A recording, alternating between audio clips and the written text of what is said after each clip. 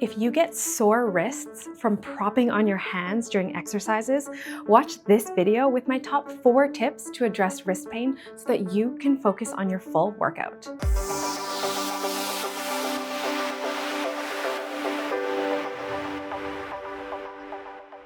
This monthly video is dedicated to a few of my favorite tips and strategies if you find that your wrists get sore doing any sort of weight-bearing exercise. And this is actually a fairly common complaint that we get here in our clinics when people are trying to do some strengthening exercises, or also in the comments that come up on YouTube, especially when I'm doing any sort of plank workouts. People always say, hey, I've tried this exercise, but I can't actually feel it in my core because my wrists are too sore.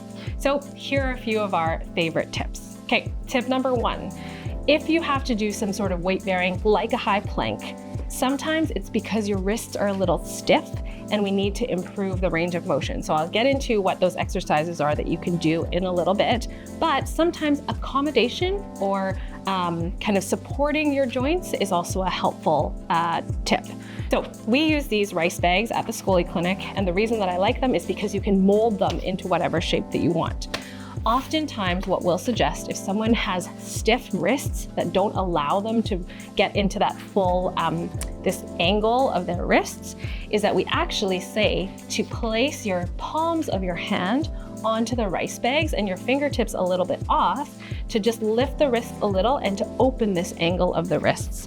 And so by doing this, it feels like it's a little less pressure on the back of the wrists. And again, the nice thing about the rice bags is that you can make them as thick at the front to lift them up really high, or you can really like squish them down so you just have a little bit of support under the palms. So this is tip number 1, okay? The second tip is that whether or not you use the rice bag, so let's just use our plain space for now. Sometimes if you're doing a high plank and your fingertips are facing forward, this is like the maximum stretch that can happen on the wrist. Sometimes just turning your fingertips out a little bit takes that pressure off of the wrist. So it's totally okay if you want to do a high plank with your fingertips facing out a little bit, or even with your hands a bit wider, because again, that opens up the angle of the wrist.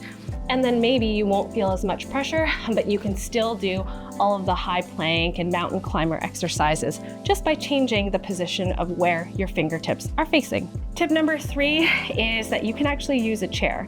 So for example, if the exercise is to do a high plank and you're feeling like, nope, there's no way, you've tried propping your wrists and you really don't want to put pressure on your wrists, sometimes by bringing, and I'll go this way, by bringing a chair into the mix, you can actually prop onto your elbows and do this high plank and do all the mountain climber exercises. Of course, if you have a hard chair, you can fold a towel or fold up a yoga mat to provide a bit more padding under your knees. And the reason I say to use a chair is because if you're gonna do a high plank, for example here, and you say, oh, my wrists are too sore, I want to lower down onto my elbows, and then you end up in this position, that actually drastically changes the exercise and makes it significantly harder for your core. So if you want to find a comparable modification for a high plank, for example, doing it on elbows on a chair kind of feels similar. It's actually maybe even slightly easier. And so this is a really nice option to just change what your weight-bearing area of your body is. Lastly, let's talk about what are the actual wrist mobility exercises that you can do even when you're at your desk or if you're just like watching TV, because ultimately if you can improve the range of motion of your wrist joint, then you won't feel as much pressure when you're doing any sort of weight-bearing exercises. So there are kind of 4 that are my favorite. The first one is actually a forearm massage. So a lot of the muscles that control our fingertips are actually located in our forearms. And so sometimes when those are really tight, they can limit how much opening the wrist does. So if we can actually massage through here. So again, if you're just watching TV, you can just do gentle circles of your forearms on the front and also on the back. Just do this for like a minute or 2 and then switch sides. So forearm massage is one of my favorite strategies to improve wrist mobility. The second one is wrist circles, just making sure that you're getting lots of lubrication in your wrist joints. And again, this is really easy to do when you're at your desk or even on a Zoom meeting. Just keep them, because we're so used to having our wrists very stable while our fingers are doing all the work. Another two of my favorite exercises are just doing that wrist extension movement, but rocking back and forth to try and get that stretch. You might feel it in your wrists or even in the actual joint themselves. So this, and then my absolute favorite one that I think a lot of people experience in having tightness here is you go into that same position, but instead of rocking forward onto your wrists, you actually lift your palms up, and then I'm stretching basically the muscles and the tendons that go over the knuckles, because often those are also muscles that get really tight and can limit your wrist extension range of motion. So just moving up and down with your palms, keeping your knuckles on the ground, and also full rocks.